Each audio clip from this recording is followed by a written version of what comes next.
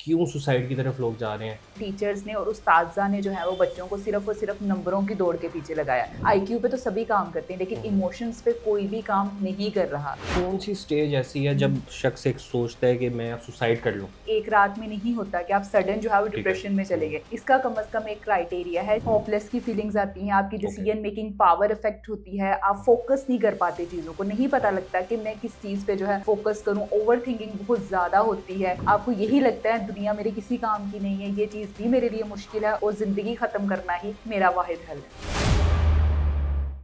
अस्सलाम वालेकुम नाज़रीन, मैं हूं एहसन ज़फ़र और आप देख रहे हैं पब्लिक न्यूज़। नाज़रीन, आज हमारे साथ यहाँ पर मौजूद है साइकोलॉजिस्ट डॉक्टर फकीहा अशरफ। इनसे बात करेंगे और जानेंगे डिप्रेशन क्या है, एंग्जायटी क्या है और ये किस तरह से आपको सुसाइडल अटेम्प्ट तक ले जाती है, इसके साइन क्या है, तमाम तर चीज़ें जानते हैं डॉक्टर साहिबा से।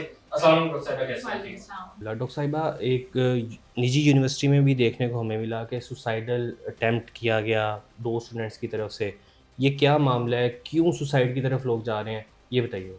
अगर इन स्टूडेंट के बारे में बात करूँ तो मैंने एक रिसर्च की है कि बहुत से स्टूडेंट्स मेरे पास भी आते हैं।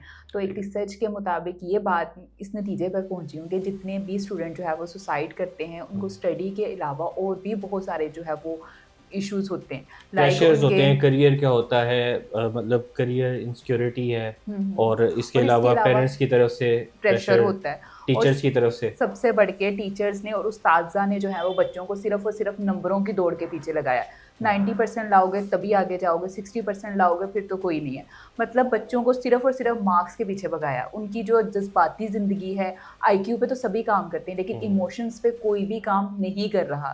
ना वालिदैन काम करें, ना उस्ताज़ा काम करें। ये सबसे बड़ी वजह है कि मेंटल हेल्थ इश्यूज़ इतने ज़्यादा हो गए हैं। सही है। अच्छा, मैं आपसे जानना चाहूँगा, ये कौन-सी स्टेज ऐसी है हुँ, जब इंसान सोचता है, जब शख्स एक सोचता है कि मैं अब सुसाइड कर लूँ? हुँ, हुँ। ये डिप्रेशन की कौन-सी स्टेज आती है इसमें? ये डिप्रेशन की सबसे ज़्यादा लास्ट स्टेज है जब इंसान कहता है कि उसने हर सूरत जो है वो सुसाइड ही करना है। उसे ज़िंदगी में कोई भी और चीज़ नज़र नहीं आती। हुँ, आपकी हुँ। डिसीज़न मेकिंग पावर ख़त्म हो जाती है, आपकी फ़ैसला करने की आपको कुछ समझ नहीं आता, आपकी प्रॉब्लम सॉल्विंग टेक्निक्स वो ख़त्म हो जाती है कि आपको यही लगता है कि मौत ही जो है वो ज़िंदगी का हल है। अगर इन स्टूडेंट्स की बात करूँ तो इनके बचपन के कोई ना कोई ऐसे ट्रॉमा, कोई ऐसा हुँ, सदमा होता है ठीक जिनको है। सही तरीके से डील नहीं किया, वालिदैन ने भी और उस्ताज़ा ने भी। और उनको इस काबिल भी नहीं बनाया कि वो किसी प्रोफ़ेशनल से ही जाकर बात कर लें। सही है। अच्छा, ऐसी सिचुएशन अगर आ जाए तो उस वक़्त में एक इंसान को क्या करना चाहिए? सबसे पहले अगर कोई पर्सन जो है वो डिप्रेशन में होता है, ये एक रात में नहीं होता कि आप सडन जो है वो ठीक है। डिप्रेशन में चले हुँ। गए। इसका कम से कम एक क्राइटेरिया है, 6 माह या 3 माह कम से कम लगते हैं। कौन-कौन से साइन होते हैं ऐसे कि जिससे बंदे को पता लग जाए कि वो डिप्रेशन में या एंग्ज़ायटी का शिकार है? होपलेस की फीलिंग्स आती हैं, आपकी okay. Decision making power effect होती है, आप हुँ, फोकस नहीं कर पाते चीज़ों को, नहीं पता हुँ, लगता कि मैं किस चीज़ पे जो है फोकस करूँ, ओवरथिंकिंग बहुत ज़्यादा होती है, आपको यही ठीक है। लगता है दुनिया मेरे किसी काम की नहीं है, ये चीज़ भी मेरे लिए मुश्किल है और ज़िंदगी ख़त्म करना ही मेरा वाहिद हल है। आपके पास कभी ऐसा केस आया स्टूडेंट्स हुँ, हुँ। या मतलब कि यंग एज में जो हुँ, लोग हुँ, होते हैं हुँ, जिनके रिलेशनशिप्स का इशू होता है या पेरेंट्स मान नहीं रहे होते, हुँ, तो हुँ। उस इस तरह के भी इश्यूज़ आपके पास है? अगर रिलेशनशिप इश्यूज़ पे बात करें तो पाकिस्तान के ज़्यादातर इश्यूज़ जो हैं वो हुँ, रिलेशनशिप इश्यूज़ ही हैं। ये जी। जो नई हम लोगों की जनरेशन है इनमें सब्र नहीं है। हुँ, इन्होंने शादी भी जल्दी करनी है, ब्रेकअप्स भी जल्दी करने हैं, हुँ, बच्चे भी जल्दी पैदा करने हैं कि हुँ, जल्दी की दौड़ है, सब्र नहीं है। और सही है, ये खुदकुशी क्या है? बेसब्री का नतीजा। ठीक है। सबसे पहले इनको ये सब्र सिखाना चाहिए कि आपने अगर ज़िंदगी में कुछ भी करना है, अगर किसी से मोहब्बत भी है तो सब्र तो करो। लेकिन हुँ, नहीं, बस मिल जाए, फिर ब्रेकअप भी हो जाए, फिर शादी भी हो जाए, तलाक भी हो जाए, सब कुछ।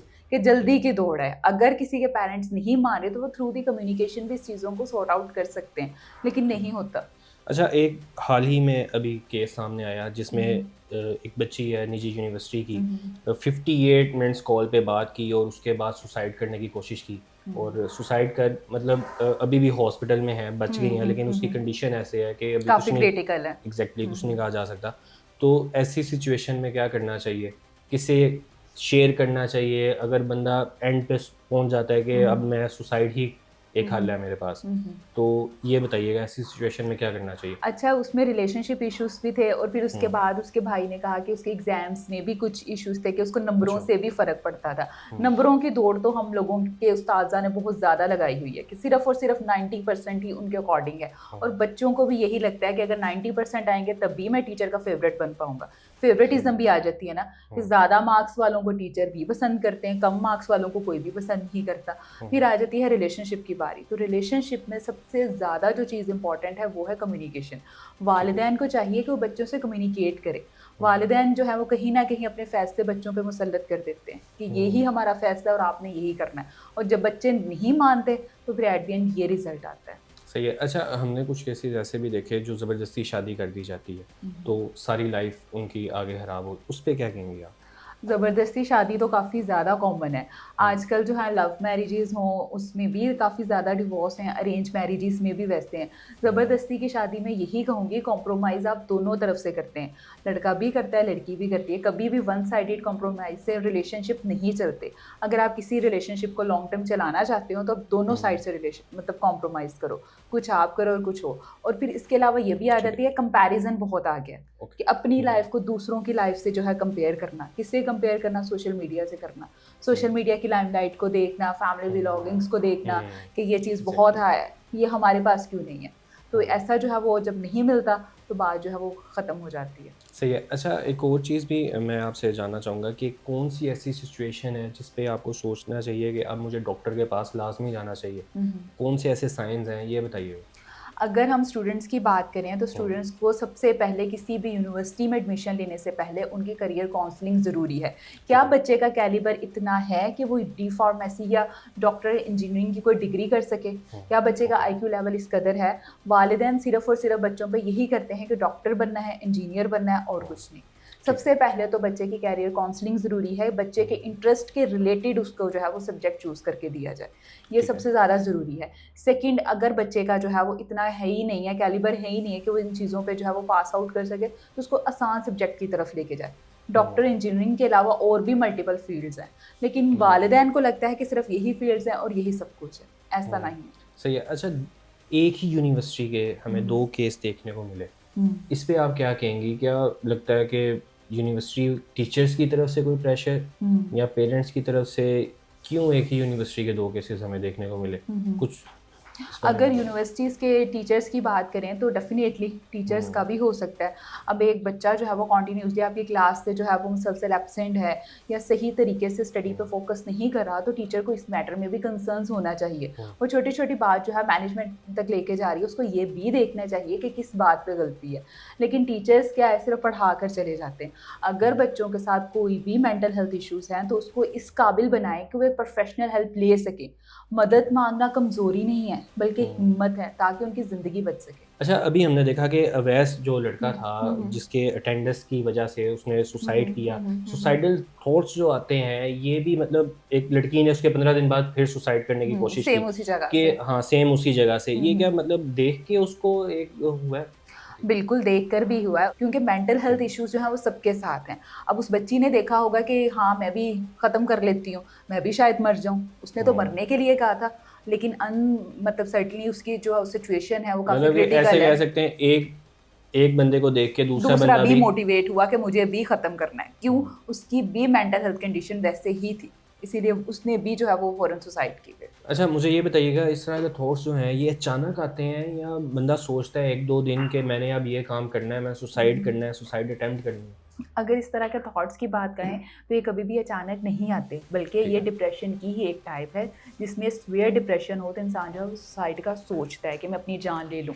और इससे पहले जो है वो रैंडम मतलब उसको माइंड में जो है वो रैंडमली थॉट्स आते हैं कि मेरे लिए कुछ नहीं बचा, अब ये ठीक नहीं हो सकता, मरना ही मेरी ज़िंदगी में है। या अपने इर्द गिर्द जितने भी इन्वायरमेंट है उसको कसूरवार ठहराना कि मेरे मार्क्स क्यों कम आए हैं, अगर मैं रिलेशनशिप में हूँ, मेरी इससे शादी नहीं हो रही, ख़त्म हो जाऊँगा, यही हल है। कि सर्टेन इस तरह के थॉट्स आते हैं और फिर वो एक्शन कर देते हैं। मतलब कि ये 1-2 दिन में बंदा सोचने लग जाता है, प्लानिंग करने लग जाता है पहले से इस चीज़ प्लानिंग की। कर लेता है, अपने इर्द गिर्द जैसे कोई चीज़ रख लेना, कोई छुरी रख लेना। एक पेशेंट ने की थी, उसने जो है स्लीपिंग पिल्स खा ली थी कि पहले जो है मेडिकल स्टोर से 2 दिन पहले ख़रीद के लाना, अगर ये चीज़ ठीक ना हुई तो मैंने मर जाना। मतलब प्लान कर देता है, अगर ये चीज़ सॉर्ट आउट होगी तो ठीक है, ना हुई तो मैं ख़त्म कर दूँगा। आपको लगता है कि काउंसलिंग से अगर कुछ ऐसा होता है कि डॉक्टर के पास जाया जाए, काउंसलिंग करवाई जाए, मुकम्मल जिस तरह से तरीक़ेकार होता है, तो उससे बचा जा सकता है? बिल्कुल बचा जा सकता है, इसीलिए तो कहते हैं खामोश नहीं रहना बल्कि मदद मांगनी है। मदद मांगना कमज़ोरी नहीं है।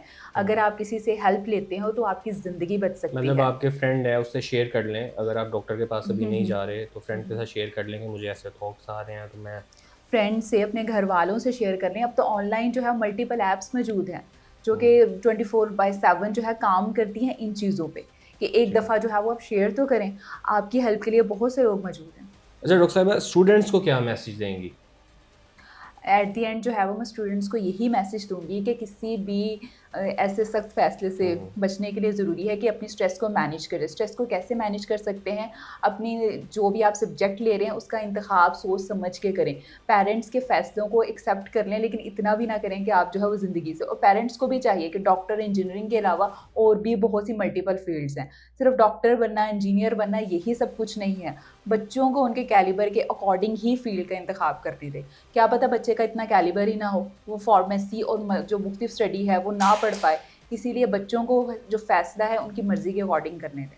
बहुत शुक्रिया डॉक्टर साहिबा आपके वक्त का। नाज़रीन, हमारे साथ यहाँ पर मौजूद थी डॉक्टर फ़तीहा अशरफ। इनकी गुफ्तगू आपने मुलाहिज़ा की। इसके साथ ही अपने मेज़बान को दीजिए इजाज़त। अल्लाह हाफ़िज़।